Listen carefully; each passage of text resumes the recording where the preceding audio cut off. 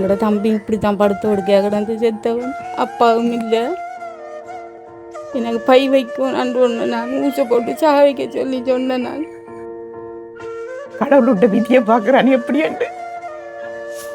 மகனுக்கு அந்த மாதிரி கணவர் அந்த மாதிரி ஒரு வருஷத்தால் அவர் இறந்தார், மகன் இறந்த ஒரு வருஷத்தால் இந்த இந்த நிலைமை வந்துடி ஆற்று சொல்கிற கடவுள்கிட்ட சொல்கிறதா இல்லை என்ன இந்த நான் கேட்டு வந்து பரமண்டி சொல்கிறேன் தெரியாமல் நிலைமையில் இருக்கிப்பேன். தம்பி இறந்து ஒரு வருஷத்தாலே வந்து அவங்களோட அப்பா இருந்துட்டார். இன்னைக்கு வந்து இந்த அக்காவும் வந்துட்டு ஒரு வியாதினால பாதிக்கப்பட்டு படுத்த படுக்கையில் இருக்கிறாங்க. உங்களோட தம்பி இறந்ததுக்கு என்ன காரணம் சொல்லுவோம்? நாங்கள் அவட்ட சொன்னேன், நாங்கள் முடத்துட்டு இப்படி பிரச்சனை வந்துட்டேன் எங்களோட குடும்பத்துக்கு. அது வந்து அக்காவோட தம்பி அண்ட் இது வந்து அவங்களோட அப்பா. முன்னாடி எல்லாம் 30 தையல் போட்டிருந்தவங்க, அதை இப்போ ஃபுல்லாக வெட்டி போட்டு திரும்ப ஆஸ்பத்திரிக்கு ஒரு தடவை எடுக்கக்குள்ள பாட்டுக்கு இருந்தால் முடி பேர் ஓடித்தாங்க. நானே குடுவாரன் நான் அப்புறம் 10 நாளைக்கு ஆண்டு பிள்ளைக்கு இது வந்துடுச்சு. ஆனால் நெடுக்க வரல. இது அந்த போர் ஆத்தி தான் இப்போ மருந்து வச்சு உள்ளுக்கு சீலை பெரிய துண்டு சீலை ஊற்றி கட்டிக்காங்க. இங்கே இப்பயும் இருக்கா? இப்பயும் இருக்கு. இருந்து தையலை வெட்டி போட்டு மர திரும்ப தையல் போட்டிக்காங்க வச்சு. போர் சாப்பிட்டா பொறுக்குற அவசரம்னா தொண்டையிலேயே ஒரு பிரச்சனை இருக்கான்னு சொன்னா. தெரியும் அண்டியில் ஆப்ரேஷன் பண்ணேன். 10 மணிக்கு கொண்டு வந்தேன், 4:30 மணி கொண்டு வரக்குள்ள. அங்கால கக்கூசி இது எடுக்கணும், பாத்ரூம் எடுக்கணும். 15 நாளும்.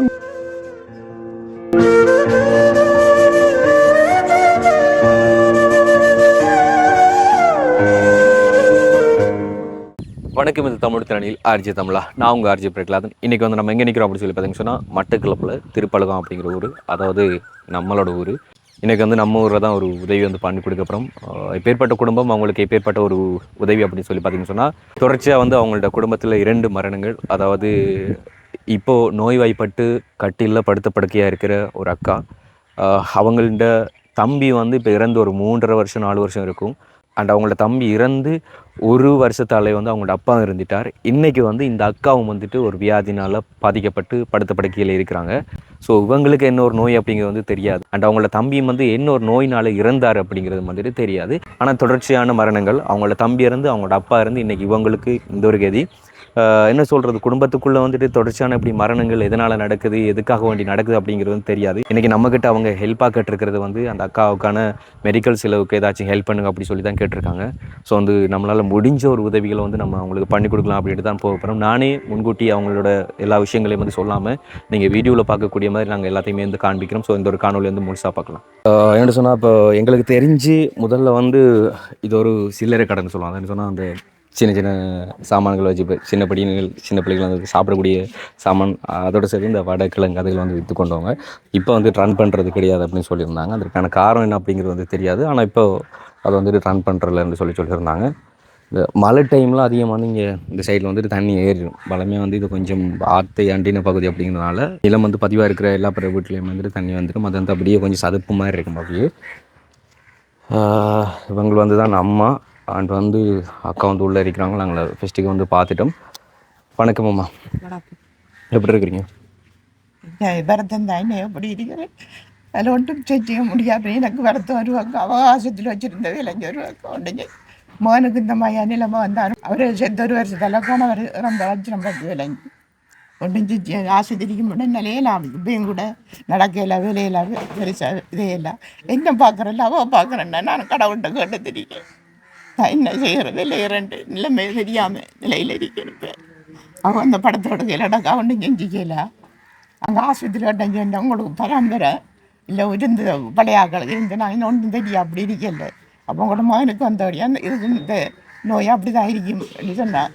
மகன் இருந்த அதே காரணத்தினால வந்துட்டீங்கன்னா சொன்னேன். மேடம் சொன்னேன், அப்படி தான் சொன்னேன். நாங்கள் சொன்னேன் இந்த மாதிரி பிரச்சனை வந்து அவர் ஜிம் எடுத்து விளைஞ்சி வந்தாச்சு. அந்த இல்லைம்மா பராம்பரை இடிக்கும். அது இப்போ அவருக்கு வந்தபடியா வந்துடுக்கு நீங்கள் செட் பண்ணிருக்கலாம். கொண்டு அந்த ஆஸ்பத்திரியில் செட் பண்ண சொல்லலையே, நாங்கள் ஒன்றும் சொல்லலை, வேலையே இல்லை. இப்போ ஹாஸ்பிட்டல்லேருந்து கொண்டு வந்து எத்தனை நாள்? இப்போ கொண்டு வந்து 8 நாள் ஆகுது. 8 நாள் கொண்டு வந்து இப்போ இந்த கடை வந்து ரன் பண்ணுற இல்லையா? கடை 2 வருஷம் கூட திறக்கல. சாமான் மட்டும் ஒன்றும் இல்லைடா, அதில் திறக்கல. சரி, அப்படி உள்ளே போய் பார்ப்போம் சரிங்களா? இப்போ இந்த வீடு வந்து யார் கட்டினது? வீடு வந்து நாங்கள் கட்டினோம், வேறு தான் கட்டினதோ. எத்தனை வருஷம் இருக்கும் வீடு கட்டி? வீடு கட்டி இப்போ 25 வருஷத்துக்கு இருக்கும். பஞ்சேலுக்கு கட்டினது. வணக்கம் அக்கா. எப்படி இருக்கு இப்போ? நோவு தான் கூட இல்லை. இது வந்து நடந்து இப்போ எத்தனை நாளைக்குள்ள இது வந்து நடந்தது? இது 10 நாளைக்குள்ள. 10 நாளைக்குள்ள. ஓ என்ன பிரச்சனையால போய் ஹாஸ்பிட்டல் என்னன்னு சொன்ன நீங்க? நாங்கள் இங்கே மருந்து எடுத்து கல்முனையில் எடுத்த களுவாந்தியில் எடுத்த மரம் இங்கே உண்டுக்கும் பிடிக்கல மரம் ஹாஸ்பிட்டலுக்கு பாட்டில் வைக்க போனேன். அவள் சொன்னா ஏன் நேரத்தோட வந்து வரல 2 நாள் பிந்தி இந்த வயிறு வலிச்சு செத்திருப்பேன். அப்படி பெருசாயிட்டுதா? ஓ பகர் அப்படி ஊதி எழும்பி அக்காவை நான் பகுரெல்லாம் பரவித்தாண்டு சொன்னாவு. மரத்தான் கல்முனை கொண்டு எச்சிரி எடுத்து பார்த்து சீடி ஓட்டு மட்டக்களப்பு கொண்டு அண்டியில் ஆப்ரேஷன் பண்ணேன். 10 மணிக்கு கொண்டு போனேன். 4:30 மணி கொண்டுறக்குள்ள தையல் 30 கிட்ட வெட்டிக்காங்க. ரஞ்சேரி மைக்க தையல் கீழுக்கு 2 வாரம் பண்ணிக்காங்க ஆப்ரேஷன். திங்கக்கிழமை தினம் பண்ணிடுவோம் பண்ணி அண்டி செவ்வாய் கிழமை இரவு புடி கக்குசி வைத்து அப்போ மராஜன்னா இல்லை அது அந்த நாங்கள் பொறுத்துனது அதை அப்படி மீறிட்டு அடுத்த மராஜ் செய்யணும். அப்போ நான் சொன்ன பட்ஜெட் இப்படி என்ன மகனுக்கு இருந்து வைக்க வேணாம் நிலைமை என்ன வைக்க வேணாம் இல்லை திரும்ப அப்படி திரும்ப அப்படி வச்சாதான் திரும்ப வைக்கிறேன் இல்லாட்டி ஒன்றும் செய்யலை. இல்லாட்டி மரம் திரும்ப திங்கக்கிழமை செஞ்சு மரம் புதன்கிழமை 10 காலுக்கு மரம் தியேட்டர் கொண்டு வரணும். 1:30 மணி மரம் திரும்ப கொண்டு வரக்குள்ளே இருந்து செஞ்சு 2 ஆப்ரேஷன் செஞ்சது. ஹாஸ்பிட்டல்ல என்ன காரணமாக்கா சொல்லியிருக்காங்க? என்ன நாங்கள் ரிப்போர்ட் வந்தால் தானே சொல்லுவாங்க. கொழும்புக்கு எடுத்து அனுப்பிக்காங்கடா. நிறைய பேர் வருத்தம் இருக்கான்ட்டு. இப்போ அதாவது இந்த பிரச்சனை டிஎன் அதாவது உங்களோட ஃபேமிலியில் எல்லாருக்கும் வருமானு சொல்லியிருக்காங்களா? சொன்ன வருமானம் சொன்னோம் நீங்கள் செட் பண்ணிடலாம் வருமானம் சொன்னோம் மேடம். நாங்கள் அப்படியே இல்லை வந்தாண்டு சொல்லி உங்களோட தம்பிக்கு வந்தாண்டு ஏன் சொல்லலன்னு கேட்டாங்க. உங்களோட தம்பி இறந்த எவ்வளோ காலம்? இப்போ 4 வருஷம் ஆகுது. 9ஆம் மாமன் தான் 4-5 வருஷம் ஆகுது. அப்பா இறந்து அவர் இறந்து 4 வருஷம் 3 வருஷம் முடிஞ்சு. அவர் இறந்து 1 வருஷத்தால அப்பா இறந்து. அப்போ இன்னும் இதற்கான பேரோ இதோ எதுவுமே சொல்லல உண்டு. ரிப்போர்ட் வந்தால் தானே சொல்லுவாங்க என் கொழும்பு இருந்து. இப்போ போகிறதுக்கு முன்னால் உங்களுக்கு எப்படி இருந்தது ஹாஸ்பிட்டலுக்கு? இப்போ ஆப்ரேஷன் பண்ணதுக்கு எப்படிருக்கு? போகிறது முன்னாடி இப்போ என்ன நோவுது தையல் போட்ட இடம் முழுவதும் இங்கே பைக்க இது வச்சு தானே அது நோவுறான். இப்போ வளமைக்கு உங்களை திரும்ப குணப்படுத்தி கொண்டு வருவாங்களா? என்ன சொல்லியிருக்காங்க. என்னங்கிறாங்கன்னு தெரியா. என்ன சொல்லுங்க உங்கள்ட்ட என்னென்று சொல்லியிருந்தவங்க வந்து என்ன சொன்னாங்க? மலைவாசலில் வந்து கட்டியை ஒன்று இருக்கி அந்த கட்டியை கொழும்புக்கு அனுப்பியிருக்கி அது என்ன கட்டியன்று நான் சொல்ல விரும்பலை. அங்கேருந்து ரிப்போர்ட் வந்ததுக்கு பிறகு நாங்கள் எதை சொல்கிறோம். ஏன்னா குடல் ஃபுல்லாக பொக்குளமாக இருக்கான். கட்டி இருக்கி அந்த எக்ஸ்ரே எடுத்த இருக்குத்தானே அதை கொஞ்சம் காட்டுங்க பார்ப்போம். மற்றது நெஞ்சிலையும் ஒரு கட்டி மாதிரி ஒன்று இருக்குதான். நெஞ்சிலையும் இருக்குதா? அதான் சாப்பிடக்குள்ள பொறுப்பு தான் இருக்கு. ஓம் பண்ணிருக்கோம் அந்த சாப்பாடு சாப்பிட்ற நேரம் பொறுப்பு. அதுக்கு என்ன சொல்லியிருக்காங்க? இதை முதல் கிளியர் பண்ணி போட்டு தானே அதில் என்னென்னு பார்த்து மருந்து கொடுத்து அது கரைக்கணும்னா கரைப்போம். அப்படி இல்லாட்டியா இல்லை. Right, okay. இது ரெண்டுமே வந்துட்டு அவங்க எக்ஸ்ரே எடுத்துக்கொண்டது பார்த்தீங்கன்னா தெரியும். இது வந்துட்டு மார்பக பகுதியை வந்து எடுத்துருக்காங்க. அதாவது நெஞ்சுக்கு வயிற்றுக்கு மேலே இருக்கிற அந்த பகுதியை வந்து அப்படி எடுத்திருக்காங்க. நெஞ்சுக்கு அது பிரச்சனைன்னு சொல்லுவீங்கத்தானே இதுக்குள்ளே இல்லைன்னு சொன்னால் இந்த இதுக்குள்ளே வந்துட்டு அந்த பிரச்சனையாக இருக்கும். அதை வந்துட்டு இப்போ பார்த்துக்கொள்ள மாட்டாங்க. இதை கிளியர் பண்ணதுக்கு பிறகு தான் அதை பார்க்கலாம் சொல்லியிருக்காங்க போல இருக்கு. 2 எக்ஸ்ரேயும் ஒரே நாள் உங்களுக்கு எடுத்தவங்களா இல்லை கட்டங்கட்டமாக எடுத்தவங்களா?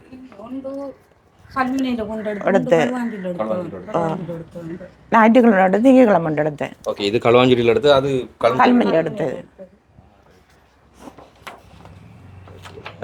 இப்போ நீங்க சொன்னீங்க தான் அக்காவுக்கு இது ஒரு அந்த இது வேண்டது இதுதான் பாவிக்கிறதா? அதாங்க இது வந்து இப்போ எத்தனை நாளைக்கு எத்தனை பாவிக்கணும்? இது சில நேரம் கொஞ்சம் திரும்ப மரம் கூட 2 பாவிக்கணும். ஒரு நாள் 2 பாவிக்கணும். இல்லாட்டி 1 to 1 நாளைக்கு பாவிக்கலாம். இது இப்போ என்ன விலையா வந்து பண்ணுறது? இது 1200 ரூபா. ஒன்று 1200 ரூபா. ஓகே, அப்போ இப்போ நீங்கள் கடைசியாக வேலைக்கு போனது இப்போ? நான் வேலையை போய்ட்டு 5ஆம் தேதி வந்தேன். 5ஆம் தேதி வந்து நேற்று வரைக்கும் வேலைக்கு போகுது. 2 மாதம் 5ஆம் தேதி. 2 மாதம் 5ஆம் தேதி வந்து இன்னும் போகணும். 9ஆம் தேதி ஹாஸ்பிட்டல் நீங்கள் வந்ததுக்கு பிறகு. அப்போ உங்களுக்கு அக்கா ஃபோன் பண்ணி சொன்னவங்களே டொய்லெட்டு போகிறேன்னு சொல்லி அப்போ நான் சொன்னேன் டொய்லெட்டு போகிறேன்னா ஹாஸ்பிட்டலுக்கு பக்கத்துலானே இருக்குது போய் என்ன ஒன்று பாருன்னு சொன்னால் போகல. அதுக்கப்புறம் நான் விളിக்கிட்டு வந்தது. அப்போ அங்கேருந்து ஒரு மாதம் 1.5 மாதம் வேலை செஞ்ச மாதிரி கொண்டு வந்தது. ஒரு நாளைக்கு நம்ம இங்கேருந்து அங்கே போகிறோம்டா 1500 காசு கொண்டு தேவை 3 தரம் போய் வர்றது. மட்டக்களப்பு பண்ணிச்சுன்னா அது காணாது. அப்போ இது இதன்றபடியாக கல்வாஞ்சிக்குடி என்றபடியாக லேசியாக போயிட்டு எனக்கு. இந்த ஒரு 10 நாளைக்குள்ள தான் இது வந்ததா வந்து சொல்றீங்க. அப்ப அதுக்கு முதல்ல வேற ஏதாச்சும் பிரச்சனைகள் இருக்குதா இந்த உங்களுக்கு? ஒன்றுமே இல்லை. எந்த பிரச்சனைகளுமே இல்லை. ஒரு பிரச்சனையும் இல்லை. அப்ப அதுக்கு முதல்ல வேற ஏதாச்சும் அறிகுறிகள் ஏதாச்சும்? ஒன்றுமே இல்லை. ஹாஸ்பிட்டலுக்கு போகத்தான் தெரியும் எவ்வளோ வருத்தம் இருக்கேன் எனக்கு அவங்க சொல்லத்தான். கண்ணில் எதுவும் சர்ஜரி பண்ணிச்சோம்? கண்ணில் முதல் ஆபரேஷன் பண்ணது இந்த கண்ணில். அப்புறம் செஞ்ச கண்ணில் அந்த பார்வை தெரியுமா உங்களுக்கு? ஒரு அளவாக தெரியும். ஓகே, இப்போ என்ன சொல்கிறேன், கண்டினியூவாக வந்து அவங்களோட குடும்பத்துக்குள்ள ஒரு பிரச்சனைகளாக மாறி மாறி மாறி வந்தது. இப்போ எங்களோட ஊர் அப்படிங்கிறதுனால வந்து எனக்கு தெரியும் இந்த இவங்கள்ட்ட பற்றின ஒரு சில விஷயங்கள் வந்து எங்களுக்கு தெரியும். எல்லாமே வந்து தெரியாது, குடும்பத்தை பற்றின எல்லா விஷயங்களும் வந்து தெரியாது. ஆனால் நார்மலான விஷயங்கள் வந்து தெரியுமா. அவங்களோட அப்பா வந்துட்டு பைசைக்கிள் கடை வச்சுருந்தது, அதுக்கப்புறம் வந்து ஆக்சிடென்ட் ஆனது, அதால் தான் இறந்து அப்படிங்கிறது. அண்ட் வந்து அவங்களோட தம்பி இறந்தது. ஆனால் அவங்களோட தம்பி இறந்து வந்துட்டு என்ன பிரச்சனையால் இறந்து அப்படிங்கிறது வந்து எங்களுக்கு தெரியாது. ஆனால் வெளியில் எங்கிட்ட இந்த வயசு மட்டப்படினில் வந்துட்டு வெளியில் கொண்டு வந்த கதை வந்து என்ன சொன்னால் ஜிம் அடித்ததுனால இறந்தது அப்படின்னு சொல்லி தான் அந்த கதை வெளியில் கொண்டு வந்தோம். ஆனால் அதுவும் வந்துட்டு டாக்டர் அம்மா அப்படி இல்லையாண்டு வயசுனானே அப்படி இல்லை. ஜிம் அடித்து வராது அந்த வருத்தம். உங்களோட குடும்பத்து ஃபேமிலிக்கு யாராக வந்துட்டு கேட்டு நாங்கள் அம்மாட ஆக்கள் வந்துட்டு இல்லைன்றோம், அப்பாட ஆக்கள் வந்த இல்லைன்றோன்னு. இது தொத்து நோயான்ட்டு சொன்னாங்க. ஜிம் அடித்து வராதான் ஒரு காலம்ன்ட்டு சொன்னாங்க. உங்களோட தம்பிக்கு வந்து அது எத்தனை வயசில் கண்டறியப்பட்டது? அவருக்கு 2-3 வருஷத்துக்கிட்ட, ஒரு வருஷத்துல கொண்டு திரிஞ்சவர். பிறகு அம்மன் மருந்து எஞ்சி வேலேருந்து ஆஸ்பத்திரியிலேருந்து பகர் ஊதி திரும்ப கக்குசி போத்தாங்க. இது இரத்தமாக போனா விளைஞ்சா மறாதான் கொண்டு வந்து மண்டுவத்து ஆஸ்பத்திரி வீட்டுக்கு வந்து வீட்டுக்கு வந்து 1.5 வருஷத்துல செஞ்சாரு. அப்புறம் செஞ்சு வந்து 1.5 வருஷத்துல படத்தோடு தான் எல்லாம் போட்டு விளைஞ்சாரு. இறக்கிறதுக்கு முன்னால் அவரை பார்த்தீங்கன்னு சொன்னால் வந்துட்டு ஜிம்மெல்லாம் அடித்து ஃபிட்டாக வந்து இருப்பார். வந்து நிறைய பேருக்கு தெரியும். அதாவது எங்களை தம்பி வந்து ஊருக்குள்ள ரஞ்சன் அப்படின்னு சொன்னாலும் நிறைய பேருக்கு தெரிஞ்சிருக்கும். அண்ட் வந்து அவர் இருக்கும்போது எனக்கு வயசு குறையதான் எங்கே இருக்குது ஃபோட்டோ காட்டுங்க. ஸோ இதுதான் வந்து அவங்களோட தம்பி. அப்போ லாஸ்ட்டாக வந்து இறந்ததுக்கு பேர் சொல்லிப்பாங்க தம்பி, ஒன்றுமே சொல்லலை. இறந்ததுக்கான காரணமே வந்து சொல்லலை. ஸோ இதுதான் அவங்கள்ட்ட தம்பி. Cancer cancer. ஸோ இது அவங்களோட தம்பி இறந்த ஆண்டை வந்து பார்த்தீங்கன்னு சொன்னால் 2020. இப்போ வந்து இந்த 9 மாதம் வரும்னு சொன்னால் வந்துட்டு 5 வருஷம். அப்பாவுண்ட ஃபோட்டோ இருக்குதா? அது வந்து அக்காவுண்ட தம்பி. அண்ட் இது வந்து அவங்களோட அப்பா. அவர் இறந்தது 2020 என்ன 2020. அண்ட் வந்து அப்பா இறந்து வந்து 2021. அதாவது ஒரு வருஷத்துல வந்து நடந்த தும்பிலான செய்தி. 2 பேருமே வந்து அப்பா தான். மகனுக்கு கொள்ளிக்குடம் உடைஞ்சது அப்பா தான் உடைச்சது. அவருக்கு கொள்ளிக்குடம் உடைஞ்சது நான். நீங்கள் பிள்ளைகள்லாம் வந்து இல்லை பிள்ளைகளுக்கு அதுக்கு கொஞ்சம் செலவழிச்சது. திருமணமாகி எத்தனை வருஷம்? 14 வருஷம் 15 வருஷம். உங்கள்கிட்ட சொந்த ஊர் கல்முனை அக்கிரபத்தில் இருந்தது. இப்போ மெயினாக வந்து உங்கள்கிட்ட தொழில் வந்தாங்க. தொழில் வந்து மேசை மேலே தான். மனைவிக்கு வந்து இப்படி நடந்திருக்கு அப்படிங்கிறது வந்துட்டு நீங்கள் இப்போ வேறு இடத்துல வந்து ப்ரைவேட்டாக செக்அப் பண்ணி பார்த்தீங்களா? இல்லை ப்ரைவேட்டாக ஒன்றும் கவர்மெண்ட் ஹாஸ்பிட்டலுக்கு போனது தான். ஆனால் நாங்கள் இவருக்கு வந்து பிள்ளை இல்லைன்னு சொல்லி கிட்டத்தட்ட 3 லட்சம் செலவழிச்சிருக்கோம். ஆனால் அங்கே எந்த விதமான இதுவும் சொல்லலை. ஏன்னா ஃபுல்லாக தானே பார்ப்பாங்க. அப்போல்லாம் வந்து ஸ்கேன் பண்ணியிருப்பாங்க. அதில் எந்த விதமான நோய் இருக்குது அப்படி இருக்குன்னு ஒன்றும் சொல்லலை. இப்போ அதுக்கு பிறகு வந்துட்டு அந்த ஸ்கேன் பண்ணி இதுக்காக வேண்டி நீங்கள் பண்ணதில் வந்துட்டு இது கொடுத்தவங்க ட்ரீட்மெண்ட் எதுவும் டேப்லெட் அதெல்லாம் கொடுத்தோம். சப்போஸ் வந்து அதால் பிரச்சனைகள் வந்திருக்க மட்டும் சொல்லி ஹாஸ்பிட்டலில் சொன்னாங்க. இல்லை அப்படி ஒன்றும் சொல்லலை. அவன் கேட்கவும் இல்லைங்கள்ட்ட அதை பற்றி ஒன்றும் கேட்க. நீங்கள் சொல்லலையா? நாங்கள் சொல்லையும் இப்படி பேபி இல்லை அதனால் இப்படி ட்ரீட்மெண்ட்டுக்கு போகணும் நாங்கள்ட்டு சொல்லலை. இப்போ காரணம் இருக்கும். இப்போ இப்படி சொன்னால் ஒன்று வந்துட்டு பரம்பரை வழியாக வந்து ஒரு பிரச்சனை நடந்து இறப்பு விகிதம் வந்துச்சுன்னு சொன்னால் வந்துட்டு அதற்கான பேர் இருக்கும். ஸோ இந்த ஒரு நோயினால தான் வந்துட்டு டிஎன்ஏ பிரச்சனை, அந்த ஒரு டிஎன்ஏ பிரச்சனையால் வந்து மாறி மாறி அவங்களோட குடும்பத்திற்கான இறப்புகள் வரணும்னு சொல்லலாம். யாருக்குமே அவங்கள்ட்ட வம்சத்தில் முன்னாடி யாருக்குமே ஒரு பிரச்சனை இல்லாமல் திடீரென்று சடனாக அவங்களுக்கு வந்துச்சுன்னு சொன்னால் வந்து அது வந்து ஏதாச்சும் ஒரு ஃபுட் பிரச்சனை, அதாவது நம்ம சாப்பிட்ற சாப்பாட்டோட பிரச்சனையாக இருக்கும். இல்லைன்னு சொன்னால் நம்ம எடுத்துக்கொள்கிற மெடிசன்ஸோட பிரச்சனையாக இருக்கும்.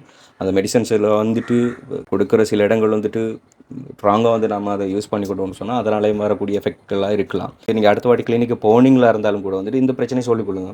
அது பேபி இல்லாதனால வந்துட்டு ட்ரீட்மெண்ட்டும் எடுத்துக்கொண்டு நாங்கள் இதுன்றது வந்து தெரியாது. இப்போ பிளட் கேன்சராக இருக்குன்னு சொன்னால் வந்து பரம்பரை சொன்னால் அது வரலாம் அப்படி சொல்லலாம். அந்த பிரச்சனை என்னன்றது வந்து தெரியாது, இதுக்கான காரணம் என்னங்கிறதும் வந்து தெரியாது. அப்போ இப்போ ஒரு 10 நாளைக்குள்ள வயிறு ஃபுல்லாக இது செஞ்சுட்டா ஃபுல்லாக வயிறு என்ன 5 மாதத்து புள்ள தாச்சாக்கள்ன்ற வயிறு மாதிரி இருந்துச்சு. ஃபோனில் காட்டுனேன் எனக்கிட்ட. நீங்கள் பக்கத்தில் ஹாஸ்பிட்டலில் போய் காட்டு போகல. இங்கே எடுத்து கல்முனையில் எடுத்து களவாஞ்சில் எடுத்து ஒன்றுக்கும் போகல. மறாதான் திரும்ப ஆஸ்பத்திரி கொண்டு வந்தேன் கூட்டிட்டு பண்ணால அது மலைச்சிக்கல் அப்படின்னு சொல்லி சும்மா அதுக்கு குளிசை மட்டும் கொடுத்துருக்காங்க. ஒன்றும் பார்க்கல. அந்த குளிசைகளை எடுத்து வந்து போட்டும் ஒன்றும் ஆணி மருந்து இருந்தா அதுக்கும் குடிச்சு அதுக்கும் போகல கழுமனையில் மருந்தெல்லாம் கொடுத்து இது கொடுக்கல அதுக்கும் போகல.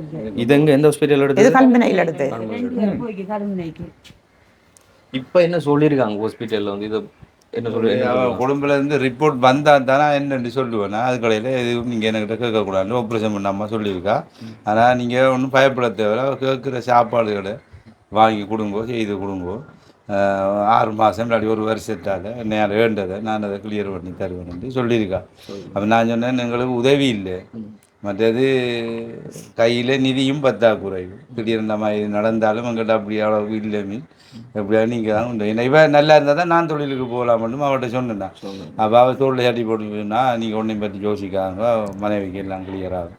அவள் கேட்குற சாப்பாடுகளை செய்து கொடுங்க. 6 மாதம் இல்லாட்டி 1 வருஷத்தால் திரும்ப பழையபடி மலை வாசலை மாற்றித்தாரன்னு சொல்லியிருக்காங்க. இப்போ நீங்கள் வெளியூர்களுக்கு மட்டும் தான் வேலைக்கு போகிறதா இல்லை உள்ளூர்களுக்கும் செய்யலாம்?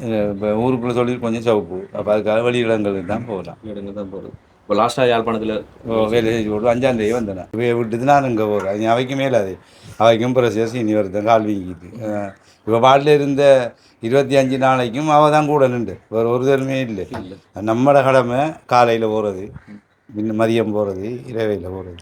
போயிட்டு நீ சில நேரம் சொல்லுவா கூழ் கொஞ்சம் காய்ச்சிட்டு வாங்கன்னுவான். அப்போ என்ன கொஞ்சம் ஒத்தரமில்லி 2 மணிக்கு எழும்பி பாசையில் எல்லாம் கூட்டின்னு இவன் அங்கே இருக்கிற ஆளுக்கு இதெல்லாம் வந்து துவச்சி போட்டுட்டு அந்த கூழ் குரக்கம் வீட்டுகளெல்லாம் அந்த டைமில் நீங்கள் தான் பார்த்து இல்லை சமையல் குரக்கம் கூழ காய்ச்சி நமக்கு சமையல் இல்லாட்டியும் பரவாயில்ல, வாழில் இருக்கிறாங்களுக்கு வேணுங்க. நீ வைக்கும் குரக்கம் கூழ காய்ச்சி எடுத்துட்டு கொண்டு போய் கொடுத்து போட்டு திரும்ப வார வந்து கொஞ்சம் நேரம் இருப்பேன். இருந்தால் நீ மதியமாயிரும். நீ மதியமாகனா நீ சோறு கொஞ்சம் காய்ச்சி கொஞ்சம் எடுத்து வாங்க, உப்பு கொஞ்சம் போட்டு நீ அதில் கொண்டு வருது வேறு. நீ இரவையில் வந்தா நீ அவர் நீ அவர் கேட்பாரு இந்த மதியம் சாப்பிட்டீங்க, நீ இரவு சாப்பிட்டீரா இல்லைன்னு சொன்னால் நீ அவர் சாப்பிடாம மீதியாக நீங்கள் தெம்பா இருந்தால் தானே அவையை பார்க்கலாம் வந்து நீ அவர் சாப்பாடு கொண்டு தருவார். நீ சாப்பிடுறது எங்கே படுக்குற இப்போ வீட்டில் ஒத்துரும் இல்லை, நீ எப்போ பிடிதில்லைன்னு திருப்பி நம்ம நீ அதே நேரத்தில் பிடிஞ்சா வாசலை கூட்டுனா சாமியை கும்பிட்டா டக்குன்னு போகிறது. உங்களோட சகோதரங்கள் யாரும் வந்து பார்க்கல? இல்லை, ஒத்தரும் இல்லை, எல்லாரும் சொல்லிட்டாங்க. இப்போ இவங்க பழமையாக இப்போ பழையபடி வந்துச்சுன்னு சொன்னால் நீங்கள் தொழிலுக்கு போய் உங்களோட குடும்பத்தை நீங்கள் வந்து பார்த்து இப்போ இந்த மெடிக்கல் பிரச்சனை தான் இப்போ கஷ்டமாக இருக்கும். இப்போ கொஞ்சம் விளிம்பி நடந்து இப்போ கொஞ்சம் அவங்கள அம்மாவுக்கு உதவியாக சமைக்கிறதுக்கு அப்படி அந்த அளவுக்கு இருந்துட்டாண்டா நாங்கள் தொழிலுக்கு போயிடுவோம். அப்படி இல்லை இவ இப்படி இருக்கக்கூட அவைக்கு மேலே அதுதானே. அப்போ நான் எப்படி தொழிலுக்கு போகிறது? அப்படி ஒரு பிரச்சனை உண்டு. ஓகே, இன்னொன்று சொன்னால் பாட்டலிகளை வேறாக நிற்கல, அஞ்சால கழிவு தண்ணி எடுக்கணும், அங்கால கக்கூசி இது எடுக்கணும், பாத்ரூம் எடுக்கணும். 15 நாளும் நித்திரல ராப்பல்ல 3 சாமம் வேறாக செய்ய மாட்டாங்க. எங்களோட மருமகளும் வந்து நான் சொன்னேன் இது இருமி அன்னி புள்ள வச்சு நீ நிற்காது, அவன் நிற்கிறது வந்த குடிச்சலேருந்து நிற்காது. ஒரு நாளைக்கு 3 இது எடுக்கணும் விளையணும். சரிங்க, இப்போ வந்து ஃபெஸ்ட்டுக்கு வந்து உங்கள்ட்ட தம்பி இருந்தார், இப்போ 4 வருஷம் ஆகுது. அதுக்கு பிறகு அப்பா இருந்தார், 3 வருஷம் ஆகுது. இப்போ இன்றைக்கி வந்து உங்களுக்கு இந்த ஒரு நிலைமை, இப்போ இந்த ஒரு இப்படியெல்லாம் கட்டமாக வந்து உங்களோட குடும்பத்தில் இறப்புகளும் நடந்ததுனால நீங்களும் இப்படி இருக்கிறனால என்ன நினைச்சுக்கொள்கிறீங்க? எனக்கு ஹாஸ்பிட்டலுக்கு கொண்டு போகக்குள்ள பயம்தான். பயம் மட்டக்களப்புக்கு ஏற்ற போகிறாங்கன்னு சொன்னாங்க. இதில் 2 தையல் 5 தையல் வெட்டுனைய பழுத்து இப்படி போர் மாதிரி இருக்கான்ட்டு ஒன்றவங்க அந்த போர் ஆத்தி தான் இப்போ மருந்து வச்சு உள்ளுக்கு சீலை பெரிய துண்டு சீலை ஊற்றி கட்டிக்காங்க. இங்கே இப்பயும் இருக்கா? இப்பயும் இருக்கு. இருந்து தையலை வெட்டி போட்டு திரும்ப தையல் போட்டிக்காங்க வச்சு கிழமைக்கு ஒரு கவரை சொல்லியிருக்காங்க மருந்து கட்டுறதுக்கு. இந்த இங்கே கொண்டு கட்ட சொன்னவங்க இங்கே பழவத்தில் இங்கே கட்டுன மருந்து பிடிக்கல அந்த விளைத்து கட்டுனதா? எண்ணத்தில் போய் வரீங்க? அப்போ ஓட்டோவெல்லாம் போய் வர அப்போ தூக்கி சாத்துறது எல்லாம் வந்து உள்ள அம்மா 2 அஞ்சு ஓட்டோவில் தூக்கி வச்சு போடுறது. இப்போ இது இப்போ பழையபடிக்கு திரும்புறதா இருந்தால் இவ்வளோ நாட்கள் எடுக்க முடியும் சொல்லியிருக்காங்க. அவங்க சொல்லலை இன்னும் ஆப்ரேஷன் பண்ணவ. அப்போ வீல் சேர் அப்படி ஏதாச்சும் இருந்துச்சுன்னு சொன்னால் கொஞ்சம் நோவாமல் செய்து கொள்ளலாம். இல்லை, கொஞ்சம் பெய்ய ஒரு ஆள் பிடிச்சி பிடிப்பாங்க அவங்க. அப்படியே கொஞ்சம் நடக்கலாமா? கொஞ்சம் அவங்க பிடிச்சி தூக்கிட்டு போ கைத்தாங்கல்ல கொண்டு பாத்ரூமுக்கு கொண்டு விட்டுரு, பாத்ரூம் போய் வர. இப்போ உங்களுக்கு இந்த ஒரு ஆப்ரேஷன் பண்ணுறதுக்கு முன்னால் வேறு எதுக்காச்சும் என்னாச்சும் ஆப்ரேஷன் எதுவும் பண்ணியிருக்கு? இல்லை, இதுதான் பெஸ்ட் ஆப்ரேஷன். உடம்புல வலி இருக்குது. அப்புறம் முந்த நாள் தான் தேட்டர் கொண்டு தையல் வெட்டுன்னு வைய பட் நீ வெட்டி திரும்ப தையல் போட்டிருக்காங்க இங்கே. முன்னாடி எத்தனை தையல் போட்டிருந்தவங்க? முன்னாடி எல்லாம் 30 தையல் போட்டிருந்தவங்க. அதை இப்போ ஃபுல்லாக வெட்டி போட்டு திரும்ப 5 தையல் போட்டிருக்காங்க கீழுக்கு. டோட்டல் 35. ஓ அப்போ உடம்பு 16ஆம் தேதி வர சொல்லிக்காங்க அந்த தையல் வெட்டுறது இங்கே. இந்த இப்போ கீழே போட்டது கீழே போட்டது. உங்களை வச்சு இந்த பாட்டுக்குள்ள இப்போ இதே மாதிரி பிரச்சனை வேறு யாருக்காச்சும் இல்லை வந்துருந்தா? இல்லை எனக்கு மட்டும்தான். உங்களுக்கு மட்டும்தான். சொன்னவங்க செத்து பிழைச்சிக்க நான் 2 பேரும் உப்பரசம் பண்ணேன் என்று சொன்னவ மேடம். நீ உடம்பை கொஞ்சம் தேர்த்தித்தான் அடுத்த என்ன வருத்தம் இருக்கன்ட்டு சொல்லுவாங்களாம். ரிப்போர்ட் வேறு நிறைய பிரச்சனை இருக்கான் குடலுக்கான்ட்டு மேடம். ஆனால் உங்களோட உடம்புல வேறு எந்த பிரச்சனைகள் இதை தாண்டி வேறு அது நோவில் இதில் எதுவுமே இல்லை தானே? சோறு சாப்பிட்டா பொறுக்குறாவு சொன்னால் தொண்டையிலையும் ஒரு பிரச்சனை இருக்கான்ட்டு சொன்னா. தொண்டைக்கும் இருக்கான். உப்பரசம் நான் எனக்கு தேவையில்லை உப்பரசம் பண்ணிட்டு நான் இப்போ இல்லையா உடம்பு நல்லா தேடி வந்தது புறானா பண்ணுவாங்க என் தொண்டைக்கு. தொண்டையில் இருக்கான்ட்டு ஒன்றா பிரச்சனை. உங்களோட தம்பி இறந்ததுக்கு என்ன காரணம் சொன்னோம்? உங்களுக்கு ஊருக்குள்ளலாம் ஆக்கள் பேசி கொண்டிருப்பாங்க தானே? நாங்கள் அவட்ட சொன்னேன் நாங்கள் முடத்துட்டு இப்படி பிரச்சனை வந்தேன் எங்களோட குடும்பத்துக்கு.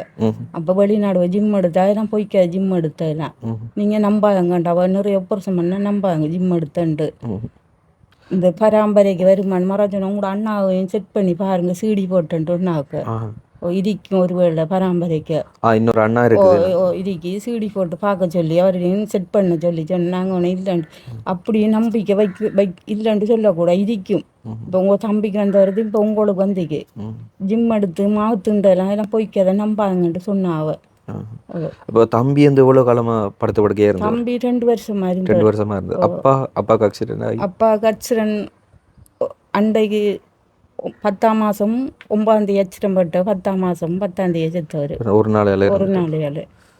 அதாவது என்ன சொல்லி பார்த்தீங்கன்னு சொன்னால் அவங்களோட தம்பி இருந்ததுக்கு அவங்களோட அப்பா தான் கொல்லிக்கூடம் உடைச்சது. அண்ட் வந்து அவங்களோட அப்பா இருந்ததுக்கு வந்து இவங்களோட கணவர் தான் வந்துட்டு கொல்லிக்கூடம் உடைச்சதை வந்து சொல்லியிருந்தாங்க. இப்படி சொல்லுவோம் ஒரே குடும்பத்தில் திரும்ப இறப்புகளோ சரி இல்லைன்னு சொன்னால் வேறு ஒரு அடிகள் விழுந்தாலும் சரி நம்மளால் மீண்டு வரதுன்றது வந்து ரொம்ப கஷ்டமாக இருக்கும். இப்போ என்ன சொன்னால் அவங்களோட குடும்பத்தை தாங்கி பிடிச்சு கொள்வது வந்து இப்போ அண்ணாவோட கையில் இருக்கிற தொழில் ஒன்று தான் அந்த மேசம்பல் ஒன்று. ஸோ அதை செய்து கொண்டு வந்துட்டு குடும்பத்தை பார்த்துக்கொள்கிறாங்க. இப்போ முன்னாடி கடை வச்சுருந்துருக்காங்க. இப்போ அந்த கடையை ரன் பண்ணுறதுக்கான வசதிகள் அவங்கள்ட்ட கையில் கிடையாது. ஸோ அதனால தான் இப்போதைக்கு இதை பண்ணிக்கொள்கிறாங்க. இப்போ நீங்கள் சொல்லுங்கள், இப்போ உங்களோட குடும்பத்துக்குள்ள முதல்ல வந்து உங்கள்ட்ட மகனோட இறப்பு, அதுக்கு பிறகு கணவரோட இறப்பு, இன்றைக்கு மகள் இந்த ஒரு நிலைமையில் இருக்காங்க. உங்களுக்கு எப்படி இருக்குது? வாரவங்க வந்து உங்கள்கிட்ட என்ன ஒரு ஆறுதல் சொல்கிறாங்க? பாரதிய சொல்கிறாங்க சோம்பரும் வேலையாண்டாங்க டாக்டராகவும் சொன்னாங்க பயப்பட தேவையில்லை. அவள் குடலுக்கு கொஞ்சம் கூட வருத்தங்கள் இருக்கு, இதுக்கும் பயப்பட தேவையில்லை, நான் எல்லாம் செஞ்சு தருவேன். நான் சொன்னேன் நான் இப்படி கணவன் இறந்தார் மகன் இறந்த எனக்கு சுவம் இல்லை. இப்போ என்ன பார்க்குறது இல்லை அவள் பார்க்குறதோ 2 பெரிய பெற்ற உள்ள தான் தாயை பார்க்குறேன். இது தாய் பெற்ற உள்ளே பார்க்குறதா கிடக்கு. இந்த ஆசை 15 நாளும் நித்திரை இது இல்லை. முண்டு இதை எடுக்கணும், இங்கே கழுவி இது வச்சுருந்த அதை எடுக்கணும், இங்கே செலவு இதை எடுக்கணும், இங்கே அக்குசி பரம் எடுக்கணும். இப்போயும் 2 நேரம் இது மாற்றினேன். என்னால் அது எவ்வளோ இப்படி வெட்டுறன்னு தெரியா, எப்படி அதுக்கு போடுறேன்னு தெரியா. அது பையால் மூறு சில நேரம் மூறி வந்துடும் பையன். தாண்டியும் வருது. அவர் இருக்கக்குள்ள அவர் ஆட்டுக்கு அவர் செஞ்சவர். நான் அவரை சலம் இதெல்லாம் எடுத்து கொண்டு வெளியில் கொண்டு போய் போடுவேன். அவர் தான் பை மாற்றின வேலையும் செய்யலாம் மகன் இருக்கக்குள்ள. அவர் படத்தை அவ்வளோ எல்லாம் செய்வார். நான் அவரை சலமும் இதுக்கும் எடுப்பேன், எடுத்து கொண்டு தருவார். கொண்டு வர இதை போடுற வேலைகளை. இப்போ இதுக்கு எப்படி செய்கிறேன்னும் எனக்கு தெரியாது. எப்படி இந்த பழையம் போடுற வேலைகளை ஒன்றுமா தெரியல. 2 மாற்றினேன். நான் என்ன கடவுள் விட்ட விதியை பார்க்குறான்னு எப்படின்னு. மகனுக்கு அந்த மாதிரி கணவர் அந்த மாதிரி ஒரு வருஷத்தால் அவர் இறந்தார், மகன் இறந்த ஒரு வருஷத்தால் இந்த அவங்க இந்த நிலைமை வந்துடி ஆற்று சொல்கிற கடவுள்கிட்ட சொல்கிறதா இல்லை என்ன இந்த நான் கேட்டு வந்து பரமண்டி சொல்கிறேன். ஒன்றுமா தெரியாமல் நிலைமையில் இருக்கு. இப்போ என்ன செய்கிறேன்ட்டு எனக்கு எல்லாம் ஒரு பக்கம் பிரச்சனை, ஒரு பக்கம் சில சீனி சில கால் கிடப்பு ஒன்றுமே தெரிஞ்சிக்கலாம் நிலைமை. இந்த ஆஸ்பத்திரி இருந்தவள கால் பீங்கி ஒளிம்பித்து ஒரு பக்கம் எல்லாம். அப்போ அதுக்கும் நீங்கள் உங்களுக்கு கிளினிக் இருக்கா?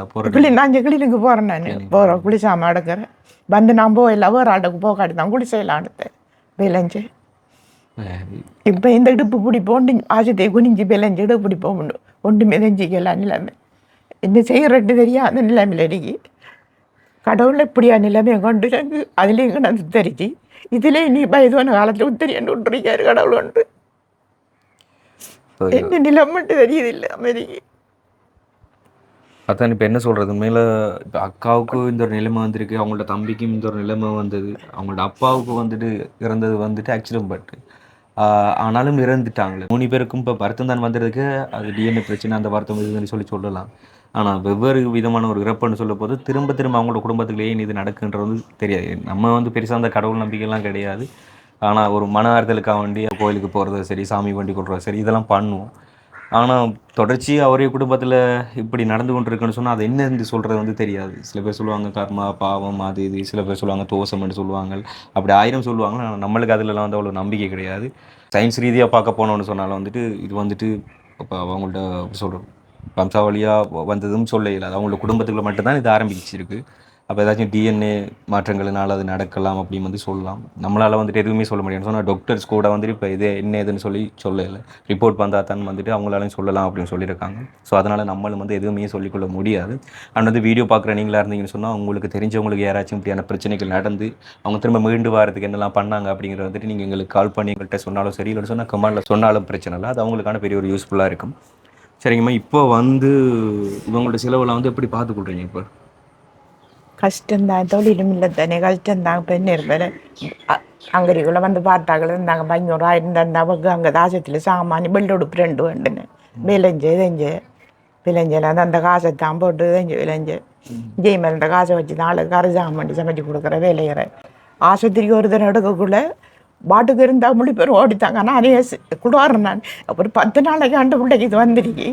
ஆனால் நெடுக்க வரல. இது திடீரெண்டு வந்து வருது. அதே மாதிரி உங்களுக்கும் வருமெண்ட் எண்ணிக்கொள்ளுங்க. மணக்கான முடி பெரும்பட்டைக்கு வந்துட்டாங்க. பாட்டுக்கு இருந்தாங்க. இந்த கக்குசி இது போய் எடுக்கக்குள்ளே நான் சொல்லி கிடந்து இதைச்சேன். நான் ஏன் இப்படி இதை இறையல் இப்போ இது வருத்தமன்ற திடீர்னு சொல்லிப்பட்டு வரல. திடீர்னு அப்போ பாடுறது வருத்தம் நோய் சாமானு. உண்மையில நீங்கள் தான் ரொம்ப கஷ்டப்பட்டுருக்கீங்க. நாங்கள் அதுலேயும் கிடந்து 2-3 வருஷத்துக்கிட்ட கஷ்டப்பட்ட அவர் அந்த மாதிரி தான் மகனுக்கும் அப்படி இப்படி கிடந்து நேரண்டு பெரிய நிலைமையில் பெரிய எனக்கு நல்ல சோம்பண்டா இதான் அவ பார்த்துக்கொள்ளுவேன். வெந்நீரண்டு இப்போ குளஞ்சாரி சோமம் வந்து தண்டா பிரச்சனை இல்லை. இப்போ நடந்து வேலைஞ்சு திரியறதுக்கு இப்படியே நிலைமை வருமெண்டா நமக்கு கணக்கு இதில்லாட்டியும் கொஞ்சமாவது. அப்போ இந்த கடையை கடைசா பார்த்து கொண்டு நீங்களும் மகன் 2 பேர் நீங்கள் அந்த கடையெல்லாம் சுட்டு விற்று. சரிங்கம்மா, இப்போ எங்களால் முடிஞ்சது வந்து உங்களோட மெடிக்கல் செலவுக்கு ஏதோ முன்கூட்டின ஒரு ஹெல்ப்பை வந்து பண்ணித்தரோம். அதை வச்சுக்கொள்ளுங்க. ஆனால் கண்டினியூவான ஒரு ஹெல்ப் வந்து உங்களுக்கு கிடைச்சதுன்னு சொன்னால் அது நல்லதாக இருக்கும். சொன்னால் இப்போ அவரால் வந்து தொழிலுக்கு போகல, அது இவங்களை வந்து கூட இருந்து பார்த்து கொண்டு தான் ஆகணும். சொன்னால் ஆண் துணைன்னு சொல்லி யாருமே கிடையாது. தம்பி யார் இறந்துட்டார், இப்போ அதே மாதிரி அவங்களோட அப்பா இறந்துட்டார். இன்றைக்கி வந்து அவங்களோட கணவர் மட்டும் தான் ஆண் துணையாக வந்து இந்த வீட்டில் இருக்கிறது. இப்போ அவரும் வந்துட்டு இங்கே தொழில் செய்கிறது கிடையாது. வந்துட்டு மேசம்பல்னு சொன்னால் இங்கே கான்ட்ராக்டெல்லாம் கிடைக்கிறது கம்மி அப்படிங்கிறதுனால வெளியிடங்களுக்கு தான் போகிறது. யாழ்ப்பாணமும் சரி, வவுனியா சரி, அப்படியான இடங்களை போய் தான் வந்து தொழில் செய்து கொள்கிறாங்க. அதனால் அங்கே போனால் இங்கே வந்து இவங்களுக்கு சடன் ஏதாச்சும் ஒன்று ஆச்சுன்னு சொன்னால் அதை பார்க்குறதுக்கு யாருமே கிடையாது. அப்போ அவங்க கூட மாட்டேறது தான் எல்லாமே வந்து பார்த்துக்கொள்ளணும். இப்போ எங்களால் முடிஞ்சது இப்போ இந்த மெடிக்கல் செலவுக்கு வந்து முதற்கூட்டின்னு ஒரு ஹெல்ப் வந்து பண்ணி கொடுக்குறோம். அண்ட் அதை தாண்டி இந்த வீடியோ பார்க்குற நீங்கள் வந்து இவங்களுக்கான மேலதிகமான ஒரு ஹெல்ப் பண்ண போகிறீங்க அப்படின்னு சொன்னால் அது எங்களோடாக இருந்தாலும் சரி, இல்லைன்னு சொன்னால் டேரெக்டாக அவங்களை கான்டாக்ட் பண்ணி பண்ண போகிறீங்களா இருந்தாலும் சரி, டிஸ்பிளேல கேட்டு எங்களோட வாட்ஸ்அப் நம்பரை கான்டாக்ட் பண்ணுங்கன்னு சொன்னால் அதன் மூலம் வந்துட்டு அவங்களுக்கான ஹெல்ப்பை வந்து பண்ணிக்கொள்ளலாம். சரிங்கம்மா, இப்போ இதில் ஒரு தொகை பணம் இருக்குது, எவ்வளோ சொல்லி எண்ணி பாருங்கள். அதை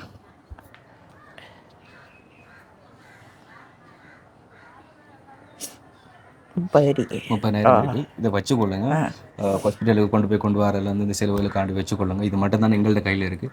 அண்ட் இது தாண்டி வேறு யாராச்சும் ஏதாச்சும் ஹெல்ப் பண்ணாங்கன்னு சொன்னால் நாங்கள் அதை மட்டும் வந்து ஒப்படைக்கிறோம். அண்ட் இந்த ஒரு ஹெல்ப் உங்களுக்கு பண்ணவங்க யாருங்கிறது சொல்கிறேன். இந்த ஒரு ஹெல்ப் பண்ணதுமா வந்துட்டு யூகேயில் இருக்கிற சண்டே கிளாஸ் மாணவர்கள் தான். அவங்களோட கிளாஸ் டீச்சரோட கணவர் அமரர் ராஜரட்னம் வைத்தியநாதர் அவங்களோட மறைவை ஒட்டி தான் இந்த ஒரு ஹெல்ப் பண்ணியிருந்தாங்க. அவங்கள அந்த ஸ்டூடெண்ட் வந்து அவங்க பண்ணியிருந்தாங்க. ஸோ அதில் வந்து ஒருத்தங்களுக்கான ஹெல்ப் பண்ணிவிட்டு மிகிதம் இருந்த ஒரு 30,000 தான் இன்றைக்கி அவங்களோட மெடிக்கல் செலவுக்காக வேண்டி நாங்கள் ஒப்படைச்சிருக்கிறோம். நீங்கள் ஏதாச்சும் சொல்லணும்னு சொல்லி நினச்சிங்கன்னு சொன்னால் அது வந்து அந்த மாணவர்கள் வந்து அனுப்பி வச்சிருந்து தான் அவங்களுக்கு வந்து நீங்கள் சொல்லிக்கொள்ளலாம். நன்றி. கஷ்டப்பட்ட கடை உதவி செஞ்சு நன்றி. செய்த உதவிக்கு நன்றி. என்னாலேயே இல்லாது உங்களாலேயே என்கிட்ட உதவியை எனக்கு செஞ்சு வாருங்கோ. எங்களோட தம்பி இப்படி தான் படுத்தோடு கிடந்து செத்தவன். அப்பாவும் இல்லை. எனக்கு பை வைக்கும் நன்று ஒன்று நான் ஊசை போட்டு சாக வைக்க சொல்லி சொன்னேன். நான் அப்பாவை ஏசினவே ஊசு போட்டு சாக வைக்க சொல்கிறேன் நண்டு. உதவி செய்ய ஒருத்தரும் இல்லைண்டு.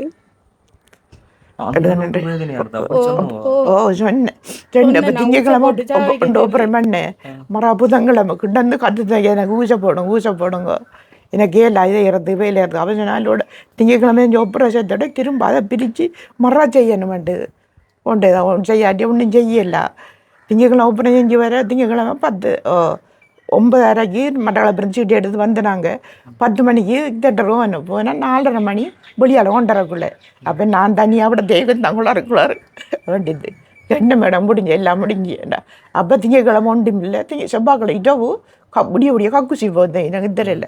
அப்போ விடிய சொன்னாவே அப்படி சொல்லி உடனே சொல்ல விடிய வந்துட்டா அந்த மேடம் வந்து நான் இன்னும் ஒன்றும் செய்யலை, நான் பொறுத்துனேன். அந்த குடல் எறியிருந்து அதை வெட்டி பொறுத்தேன் நான் திரும்ப செய்யலை. அது மீறுது திரும்ப இப்படி தான் வைக்கணும். இப்போ நடுத்தர புதன்கிழமை மரம் கொண்டு வந்தேன். நாங்கள் நின்று அந்த அவ்வளோ நான் நின்றேன். இப்போ நான் எனக்கு இயலா என்ன ஊசை போடுங்க வேலைங்க, ஊசை போட்டு சாவைங்க எனக்கு இயலா இதே கொஞ்சம் தாங்கி கொள்ளுங்க. அவங்க வளமைக்கு திரும்ப சொல்லியிருக்காங்க தானே, என்ன வழிகள் வந்தாலும் நம்மளால முடிஞ்சளவுக்கு கொஞ்சம் தாங்கிக்குள்ள தான் ஒன்றுமே செய்யலாது. முடிஞ்ச அளவுக்கு நீங்கள் மன தைரியத்திற்காக வேண்டிய ஆறுதல் சொல்லிக் கொள்ளுங்க. அப்படி நான் அங்கே ஒன்று சொல்கிறாங்க நீங்கள் நீ இதை இந்த விதிக்கு மட்டும் இல்லை அவள் அங்கே ஆசதி அப்படின்னு சொல்கிறான் அந்த மேடம். நீங்கள் கவலைப்படணும் அவள் வரதக்காரி கவலைப்படுவா உளாடுவா. இவங்க என்னை பற்றி தான் இது அங்கே உளாடுற வேலையை யோசிக்கிறேன். யோஜனை ப்ரெஷரு கூடும் குறையும் உண்டு. அவள் சொல்கிறாங்க ஒன்று உடைய முழுக்க குறையுது யோசிக்க இல்லை அம்மா அங்கே மருந்து நான் அப்படி இதை வேலையிற அவள் என்ன அவள் பார்க்குறாரு என்ன பார்க்குறாரு 2 ஒப்பரம் பண்ணி கடை குளாடுறோன்னே அவைய அங்கே இதெல்லாம் கொடுப்பாங்க வேலையாங்க எல்லாம் குறைஞ்சி வரும். அவையெல்லாம் இனி அப்படி ஒன்றும் இதையாது வேலையாது. இன்னும் ப்ரெஷர் நம்மளுக்கு குறையுது எல்லாம் யோசிக்காது வேலையாது என்ன. சரிங்க, நீங்கள் வந்து எதுவும் யோசிக்காதீங்க. முடிஞ்ச அளவுக்கு நான் சொன்ன மாதிரி அவங்களுக்கான மன அளவான தைரியத்தை கொடுங்க. அடுத்தது என்ன நடக்கும் இது நடக்கும்னு சொல்லி நம்மளாலும் சொல்ல தெரியாது. பட் இருந்தாலும் இவங்களுக்கான மேற்கொண்டு ஒரு ஹெல்ப் பண்ண போகிறீங்க சொன்னால் நாங்கள் சொன்ன மாதிரி டிஸ்பிளே எங்கள் வாட்ஸ்அப் நம்பரை கான்டாக்ட் பண்ணுங்கள். அண்ட் வந்து இவங்களுக்கான இந்த ஒரு ஹெல்ப் பண்ண யூகேல இருக்கிற சண்டே கிளாஸ் மாணவர்களுக்கு வந்து எங்களோட சார்பில் ரொம்ப நன்றிகளை சொல்லிக்கொள்கிறோம். அண்ட் இந்த ஒரு வீடியோவில் நீங்கள் மனசங்கடப்படுற மாதிரி ஏதாச்சும் காணொலியை காண்பிச்சு நாங்கள் பேசுகிறது அதுக்கு மன்னிப்பு கேட்டுக்கொள்கிறோம். அண்ட் இன்னொரு வீடியோ சந்திக்கிறோம். நன்றி.